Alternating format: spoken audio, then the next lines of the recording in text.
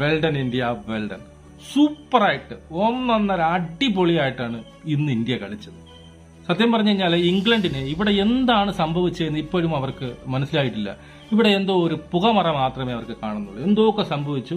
Last ഒരു 4ാമത്തെ ദിവസം തന്നെ നമ്മൾ 434 റൺസിന് തോറ്റ് തുന്നംപാടി തൊപ്പിയിട്ട് വീട്ടിൽ വന്ന് ഇന്നത്തെ ദിവസം ഉറക്കമില്ലാത്ത ദിവസമായിരിക്കും അവർക്ക് ഇന്ത്യൻ പ്ലേയേഴ്സിന്. മനസ്സിലായോ? അമ്മാതിരിയാണ് അടിച്ചു വിട്ടത്. ഇന്ത്യൻ ജൂനിയേഴ്സാണ് സത്യം പറഞ്ഞാൽ. ഇന്ത്യൻ ടീം നോക്കിയാൽ എത്ര ജൂനിയേഴ്സ് ഉണ്ട്. അവന്മാരാണ് ഈ ഇംഗ്ലണ്ടിനെ പോലുള്ള ടീമിനെ 8 നിലയിൽ നിലം തൊടിയിക്കാതെ പൊട്ടിച്ചു വിട്ടത്. മനസ്സിലായി? 434 റൺസ് വിജയം എന്ന് വെച്ചാൽ ഇന്ത്യ ഇതുവരെയുള്ളതിൽ വെച്ച് ഏറ്റവും വലിയ റൺസ്, ഇത്രയും വലിയൊരു റൺസ് മാർജിനിൽ ഇന്ത്യ ജയിച്ചിട്ടില്ല എന്നുള്ളതാണ്. അപ്പൊ അമ്മാതിരി വിജയം, ഒന്നും പറയാനില്ല. യശസ്വി ജയ്സ്വാൾ എന്റെ ആ ചെറുക്കൻ, കൊച്ചു ചെറുക്കനാണ്. സത്യം പറഞ്ഞു കഴിഞ്ഞാൽ എനിക്ക് തോന്നുന്നത് ഈ പറയുന്ന നമ്മുടെ ഇന്ദ്രൻസിന്റെ ബോഡിയും ഈ ഭീമൻ രഘുവിന്റെ ആരോഗ്യം എന്ന് പറഞ്ഞതുപോലെ അടിക്കണ സിക്സുകൾ ചില സമയത്ത് നമ്മുടെ മാടൻ രോഹിത് വരെ മാറി നിൽക്കേണ്ടി വരും. അമ്മാതിരി സിക്സുകൾ അടിക്കുന്നത്. ആൻഡ്രൂസിന്റെ 3 സിക്സ് പടയൻ അടിച്ചു കണ്ടില്ലേ? നാണം കെട്ട് അവൻ 3 സിക്സുകൾ പടയെന്ന് അടിച്ചത്. ഇന്നലെ 104 റൺസിൽ റിട്ടയർഡ് ഹർട്ടായി എന്ത് ചെയ്തു? അണ്ണം പോയി. അതിനുശേഷം ഇന്ന് തിരിച്ചു വന്നു. വീണ്ടും അവിടെ നിന്ന് അങ്ങോട്ട് തുടങ്ങി അടിയെന്ന് വെച്ച് കഴിഞ്ഞാൽ ഓട്ടിച്ചിട്ട് ഈ ഒരു പറയുന്ന 3 ടെസ്റ്റ് ആയിട്ടുള്ള അതിൽ 2 ടെസ്റ്റുകളിലും ഡബിൾ സെഞ്ചുറി. അപൂർവ നേട്ടമാണ്. അൺബിലീവബിൾ പ്ലെയർ ആയിട്ട് വരികയാണ് അത് യശസ്വി ജയ്സ്വാൾ. മനസ്സിലായോ? നമ്മൾ ആരും പ്രതീക്ഷിക്കാത്ത അത്ര രീതിയിലുള്ള മെച്യൂരിറ്റി കാണിക്കുന്നു. ആദ്യമൊക്കെ കുറച്ച് പ്രശ്നങ്ങളൊക്കെ ഉണ്ടായിരുന്നു. പക്ഷെ ഇപ്പോൾ അവന്റെ ബാറ്റിംഗ് എടുത്ത് നോക്കിയില്ല. ടെക്നിക്കൽ ആയിക്കോട്ടെ, മെച്യൂരിറ്റി ആയിക്കോട്ടെ, പവർ ഹിറ്റിംഗ് ആയിക്കോട്ടെ, എന്തും ആയിക്കോട്ടെ, ഈ പറഞ്ഞ ചങ്കുറപ്പിച്ച് എന്താ പറയുക, നല്ല ഒരു ചങ്കുറപ്പോടെ നിന്ന് ഏത് ബോളർമാരെയും നിലംപരിശാക്കുന്ന രീതിയിലേക്ക് ജയ്സ്വാൾ വളർന്നിരിക്കുന്നു. ഇന്ത്യയുടെ നെടുന്തൂണായി മാറിക്കഴിഞ്ഞിരിക്കുന്നു. മനസ്സിലായോ? കാരണം ഈ നമ്മുടെ വീരേന്ദ്ര സെവാഗ് പോയതിനു ശേഷം ഓപ്പണിംഗ് വന്ന് ഇതുപോലുള്ള ഒരു വിസ്ഫോടന ബാറ്റിംഗ് നടത്താൻ ആരുമില്ലേ. കൊട്ടി എന്ത് ചെയ്യും? അങ്ങനെ അടിച്ചാ 100 അടിച്ചാ 150 അടിച്ചാ അടിച്ച്. പക്ഷെ യവൻ വന്നു. നമ്മൾ എപ്പോഴും നിങ്ങൾ നോക്കിയാൽ റെക്കോർഡുകൾ ഭേദിക്കപ്പെട്ടവരൊക്കെ ഈ സ്പീഡിൽ റൺസ് അടിച്ചിട്ടുള്ളവരാണ്. വിസ്ഫോടനമായിട്ടുള്ള ബാറ്റിംഗ് നടത്തുന്നത് അവന്റെ പേര് തന്നെയാണ് എപ്പോഴും. വീരേന്ദ്ര സെവാഗ് 3 പ്രാവശ്യം 300 കൂടുതൽ അടിച്ചു. എന്തുകൊണ്ടടിച്ചു? വേറെ ഒന്നും കൊണ്ടല്ല. അവൻ വന്ന ഉടനെ അങ്ങോട്ട് അടി തുടങ്ങും. അത് ടെസ്റ്റിലായിക്കോട്ടെ, വൺഡേയിലായിക്കോട്ടെ, ടി20 ആയിക്കോട്ടെ. അടിക്കുവോ? അടിക്കാൻ കഴിവുള്ളവനാണോ? നല്ല ആത്മശക്തി ഉണ്ടോ? അവന് പവറുണ്ടോ? അവൻ എന്നും നിലനിൽക്കും. സർഫറാസ് ഖാൻ സൂപ്പറായിട്ട് 2 കളികളിലും 50. ഈ കളി 68 നോട്ട് ഔട്ട് അല്ലേ?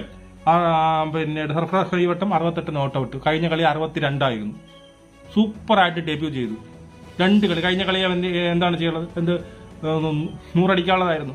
ഈ പറഞ്ഞ ജഡേജയുടെ ഒരു അബദ്ധം, അല്ലെങ്കിൽ അവന്റെ അബദ്ധം എന്തോ ആയിക്കോട്ടെ, ജഡേജയുടെ ഒരു അബദ്ധം കൊണ്ട് ഈ പറഞ്ഞതുപോലെ എന്ത് ചെയ്യും? സർഫറാസ് ഖാൻ ഔട്ടായി പോയി. ഗില്ല് 91.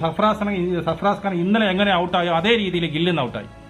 ഇപ്പോൾ 2 പേരും left hand, Jadeja left hand അടിച്ച് ലെഫ്റ്റ് സൈഡിലേക്ക് അടിച്ചു വിടുന്നു. 2 പേരും ഒരേ രീതിയിൽ ഔട്ടായിട്ടാണ് എനിക്ക് തോന്നുന്നത്. സർഫറാസ് ഖാനും ഈ പറഞ്ഞ ഗില്ലും, ഇന്ന് ഔട്ടായ ഗില്ലും. എന്തൊക്കെയായിട്ട് 560 എത്ര റൺസിന്റെ വിജയലക്ഷ്യം ഉണ്ടായിരുന്നു. ഇംഗ്ലണ്ട് ഇറങ്ങി വന്നത് നമുക്കൊരു കൈ നോക്കാം എന്നുള്ള രീതിയിലാണ് ഇംഗ്ലണ്ട് ഇറങ്ങി വന്നത്. പക്ഷേ രവീന്ദ്ര ജഡേജ, ജഡുഭായി എന്ന ജഡുഭായിന്റെ മുന്നിൽ ഒന്നുമല്ലാതെ പട്ട ഞാനൊക്കെ 50 റൺസിന് 7 വിക്കറ്റ് എന്ത് പോയതാണ്. അതിനുശേഷമാണ് അവര് എനിക്കൊന്ന് 122 റൺസ് അടിച്ചത്. മനസ്സിലായോ? അത്രയ്ക്ക് നാണം കെട്ടാണ് തോറ്റിരിക്കുന്നത്. നാണം കെട്ടാണ് അവരെ തോൽപ്പിച്ചിരിക്കുന്നത്. ഏകപക്ഷീയമായി തോൽപ്പിച്ചിട്ടുണ്ട്. ഒരു ദിവസം ഞാൻ വിചാരിച്ച് 5ാമത്തെ ദിവസമെങ്കിലും പോകുന്നിരുന്നു. 5ാമത്തെ ദിവസമെങ്കിലും ഇവന്മാർ പിന്നീട് അത് നീട്ടിക്കൊണ്ട് പോകുന്നിരുന്നു. ഒന്നും ഉണ്ടായില്ല. അവന്മാർ ഇത്രയും റൺസ് അടിച്ചപ്പോൾ തന്നെ ഏതാണ്ട് തോൽവി സമ്മതിച്ചതുപോലെയായിരുന്നു അവരുടെ ബോഡി ലാംഗ്വേജ്. വന്നു കഴിഞ്ഞാൽ പടയെന്ന് പോകുന്നുണ്ട്. ഈ മാർക്കുട്ടാണ് ഏറ്റവും ടോപ്പ് സ്കോറർ. 33 റൺസ് അടിച്ചിട്ടുണ്ട് ബൗളർ. വേറെ ആരും ഒന്നും ചെയ്തില്ല, ഒന്നും ചെയ്യാൻ അനുവദിച്ചില്ല എന്നുള്ളതാണ് സത്യം. ബുംറയുടെ ഫസ്റ്റുള്ള മാരകമായ ബൗളിംഗ്. സിറാജ് ആയിക്കോട്ടെ ഫസ്റ്റ് ഇന്നിംഗ്സിൽ 4 വിക്കറ്റ് എടുക്കുന്നു. ജഡേജ ഫസ്റ്റ് ഇന്നിംഗ്സിൽ 2 വിക്കറ്റ് എടുക്കുന്നു. ഇപ്പോൾ 5 തള്ളിയിടുന്നു, സെഞ്ചുറി അടിക്കുന്നു. എന്തുകൊണ്ടും എല്ലാ രീതിയിലും ഇന്ത്യയുടെ ഒരു ഡോമിനേഷനാണ് കണ്ടത് അല്ലേ? ഇന്ത്യയുടെ ഒരു ആധിപത്യമാണ് കണ്ടത് എല്ലാ രീതിയിലും. ഈ പറഞ്ഞ യങ്സ്റ്റേഴ്സായ വെറും 7 ടെസ്റ്റ് എന്താ കളിച്ചിട്ടുള്ളതാ. ഈ പറയുന്ന ജയ്സ്വാൾ 7 ടെസ്റ്റ് കളിച്ചിട്ടുള്ള. അതിൽ 2 ഡബിൾ സെഞ്ചുറി. ആലോചിച്ച് നോക്ക്. മനസ്സിലായോ? 2 ഡബിൾ സെഞ്ചുറി ഉണ്ട്. സർഫറാസ് ഖാൻ പുതിയ കൊച്ചി ഇറക്കണം, അവനും കളിച്ചു. ഇപ്പം ആരൊക്കെയല്ല, പിന്നീട് നമ്മുടെ KL രാഹുൽ ഇല്ല, നമ്മുടെ വിരാട് കോഹ്ലി ഇല്ല, പിന്നീട് ശ്രേയസ് അയ്യർ ഇല്ല. ഇവരാരുമില്ല. മുൻനിര ബാറ്റ്സ്മാൻമാർ ആരും ഇല്ലാതെയാണ് ഇന്ത്യ ഈ ലെവലിൽ ജയിക്കുന്നത്. നമുക്ക് ക്ലാപ്പ് അടിച്ചേ പറ്റുള്ളൂ. മെയിനായിട്ട് നമ്മൾ പറയുന്ന ഈ കളി ഇന്ത്യ ഇത്രയും ലെവലിൽ ഈ ഒരു വൻ മാർജിനിൽ ജയിക്കണമെങ്കിൽ അതിന്റെ ഫുൾ ക്രെഡിറ്റ് എനിക്ക് എടുക്കാൻ തോന്നുന്ന മറ്റാരത്തുമല്ല, ഈ പറയുന്ന യശസ്വി ജയ്സ്വാൾ എന്ന് പറയുന്ന ബാറ്റ്സ്മാൻ തന്നെയാണ്. തുടക്കം വന്ന് നമുക്ക് കൊണ്ടുതരുന്ന ആ ഒരു തുടക്കമുണ്ടല്ലോ, ആ ഒരു സ്കോർ, അതിൽ തന്നെയാണ് ഇന്ത്യ ജയിച്ചത്. അവിടെ നിന്നാണ് കോൺഫിഡൻസ്. ഫസ്റ്റ് വരുന്ന ബാറ്റ്സ്മാൻമാരെ കൊണ്ട് അടിച്ചു വെക്കുന്ന ഒരു കോൺഫിഡൻസ് ഉണ്ടല്ലോ, അത് ഏറ്റവും വലുതാണ്. ആ കോൺഫിഡൻസ് ആണ് പിന്നെ ബാക്കിയുള്ള ബാറ്റ്സ്മാൻമാരിൽ എന്ത് ചെയ്തത്, അങ്ങോട്ട് പോകുന്നു. മനസ്സിലായോ? അപ്പൊ എന്തായാലും ഇന്ത്യ സൂപ്പറായിട്ട് ഇന്ന് ഇംഗ്ലണ്ടിനെ 8 നിലയിൽ പൊട്ടിച്ചു വിട്ടിട്ടുണ്ട്. സർഫറാസ് ഖാൻ ആയിക്കോട്ടെ, ഈ പറഞ്ഞ യശസ്വി ജയ്സ്വാൾ ആയിക്കോട്ടെ, ജഡേജ ആയിക്കോട്ടെ, ഗിൽ ആയിക്കോട്ടെ, എല്ലാവരും സൂപ്പറായിട്ട് കളിച്ചു എന്നുള്ളതാണ്.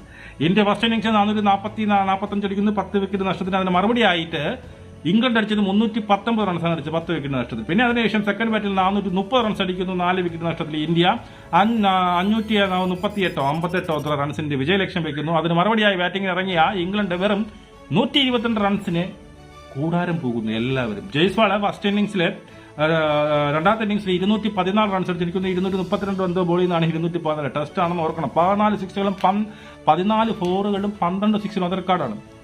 ഒരു ഇന്നിംഗ്സിൽ 12 സിക്സ്, അത് ടോപ്പിൽ നിൽക്കുന്നത്. ഒരു സിക്സ് അടിച്ചാൽ വേണ്ടി നമ്പർ 1 ആയനെ.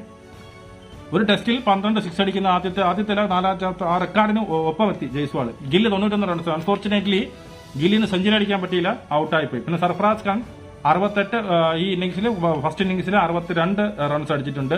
വിക്കറ്റ് എടുക്കുന്നതിന്റെ കാര്യം പറഞ്ഞാൽ ജഡേജ 5 വിക്കറ്റും കുൽദീപ് 2 വിക്കറ്റും ഈ പറഞ്ഞ സെക്കൻഡ് ഇന്നിംഗ്സിൽ. അങ്ങനെ എന്തുകൊണ്ടും ഇംഗ്ലണ്ടിനെ 8 നിലയെ പൊട്ടിച്ച് ഇന്ത്യ സൂപ്പറായിട്ട് പിന്നീട് ഈ പറയുന്ന 5 ടെസ്റ്റ് പരമ്പരയുള്ളതിൽ 2-1 മുന്നിട്ട് നിൽക്കുന്നതിന് വേറെ 2 ടെസ്റ്റും കൂടി ഉള്ളൂ. അതും ഈ നിലയ്ക്കാണെങ്കിൽ ഇന്ത്യ തൂത്തുവാരുകത്തിനെ ചെയ്യും.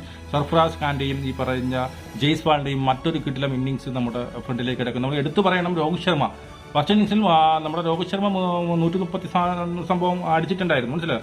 അതെല്ലാം കൂടി കൂട്ടി എല്ലാം കൂടി ഒരു ഇന്ത്യയുടെ ഒരു ഓൾറൗണ്ടർ പെർഫോമൻസ് ആയിരുന്നു ഇന്ത്യയുടെ ഈ ഒരു ഉജ്ജ്വല വിജയത്തിന് പിന്നിൽ എന്നൊരിക്കൽ കൂടി പറഞ്ഞുകൊണ്ട് നമുക്ക് നിർത്താം. നമുക്ക് വീണ്ടും കാണണം. ജയ് ഹിന്ദ്.